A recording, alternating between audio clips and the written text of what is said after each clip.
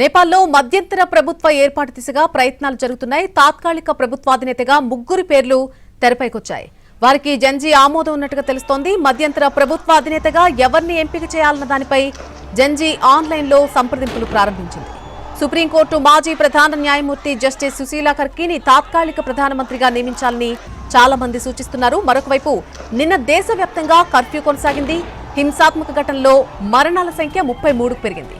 1033 మంది గాయపడ్డారు. ఈ రోజు ఉదయం దాకా కఠిన ఆంక్షలను అందరూ పాటించాలని ఆర్మీ సూచించింది. లూటీ, దోపిడీ వంటివి పునరావృతమైతే తీవ్ర పరిణామాలను ఎదుర్కోవాల్సి ఉంటుందని హెచ్చరించింది. మరోవైపు ఇదే అదునుగా దేశంలోని పలు జైళ్ల నుంచి 13,000 మంది ఖైదీలు పరారయ్యారు. ఇక త్రిభువన్ అంతర్జాతీయ విమానాశ్రయాన్ని అధికారులు తెరిచారు. ఈ క్రమంలోనే కల్లోల పరిస్థితులను అదునుగా చేసుకుని దేశంలోని ఆయా జైళ్ల నుంచి దాదాపు 13,000 మంది ఖైదీలు పరారయ్యారు. రాజ్బిరాజ్, జూమ్కా, ఢిల్లీ బజార్, చిట్వాన్, నక్కు, కైలాలి, జాలేశ్వర్ తదితర జైళ్ల నుంచి వేల మంది తప్పించుకున్నారు.